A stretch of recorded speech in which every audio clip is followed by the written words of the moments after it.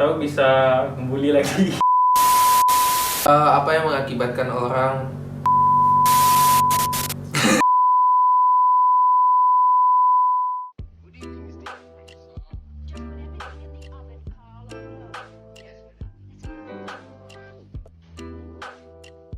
Oke, jadi pertanyaan pertama adalah, menurut kalian, apakah itu bullying?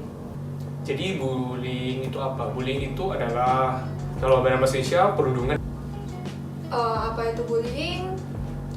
Menurut aku sih bullying itu tindakan yang menyakiti orang lain.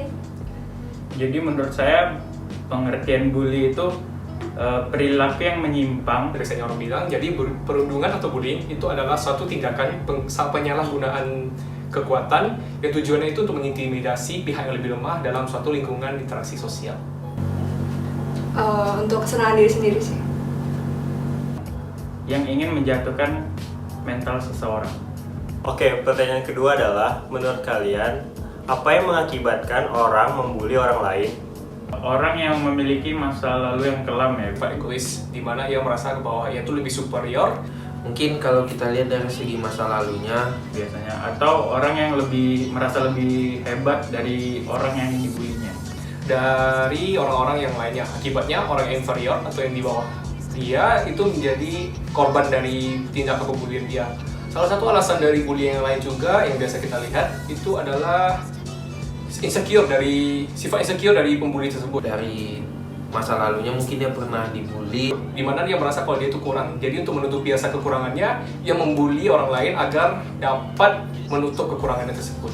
lalu setelah dia merasa dia sudah mulai hebat, dia ingin memberikan pengalaman apa yang ia pernah rasakan dulu.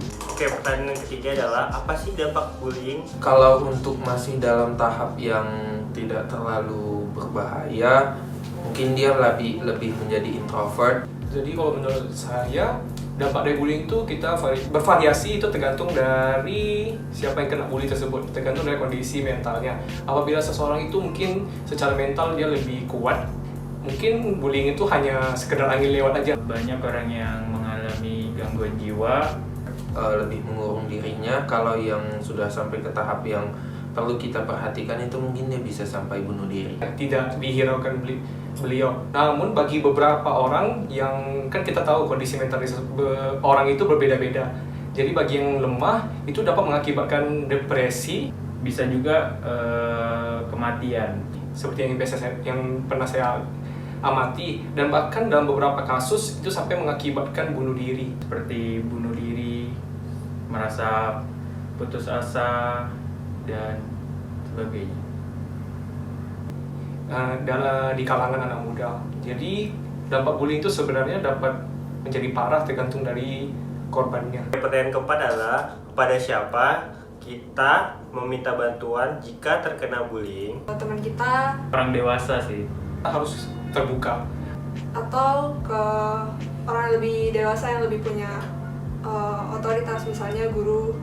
Yang ada di sekeliling kalian, kayak siapapun, kayak seperti orang dewasa. Terbuka kepada orang-orang yang terdekat terlebih dahulu. Salah satu contoh paling mudah orang terdekat itu adalah orang tua kita. Kalau misalnya kita mengalami bullying di sekolah, Ataupun orang tua atau guru. Jadi apabila kita dirundung atau kita dibully, saya rasa opsi pertama itu adalah untuk terbuka terlebih dahulu.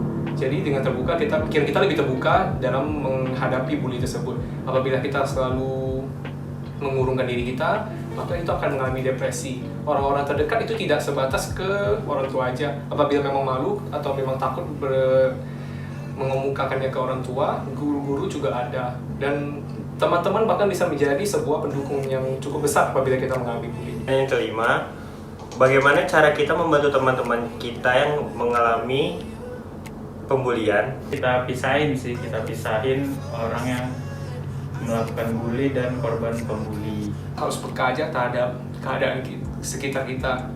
Kita kasih tahu lah, bully itu tidak bagus buat kedepannya. Dan kita juga harus pandai membedakan teman mana yang sedang mengalami dibully atau sedang dibercandain doang.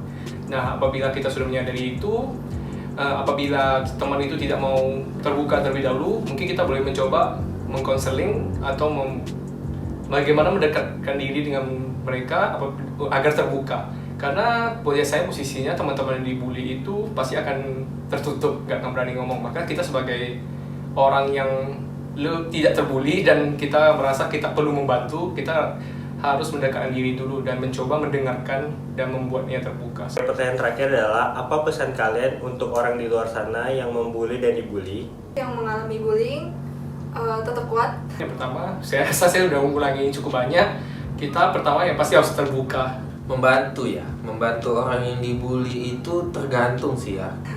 Jangan menyerah, lalu mungkin bisa cari teman yang bisa diajak curhat. Karena apabila kita mengalami masalah dan kita tertutup, itu hanya akan membuat kita itu depresi. Kalau misalnya dari orangnya sendiri yang dibully itu introvert, mungkin kita sedikit sulit karena dia lebih sulit atau dia takut untuk bercerita kepada orang terdekat.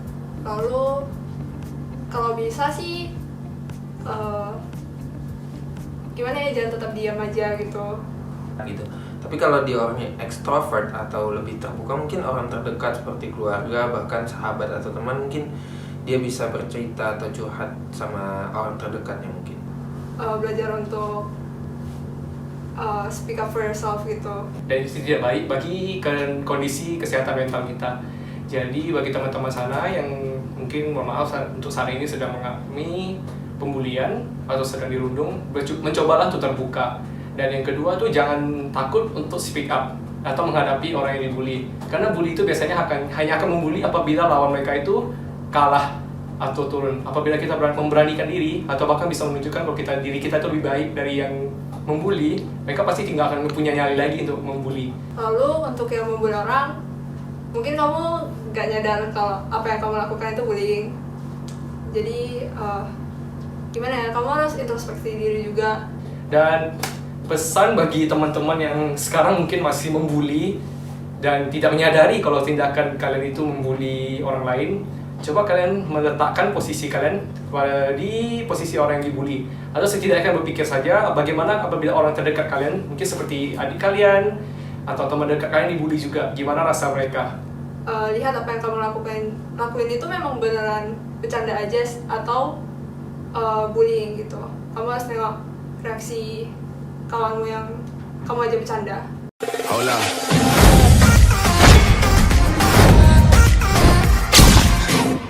Stop bullying!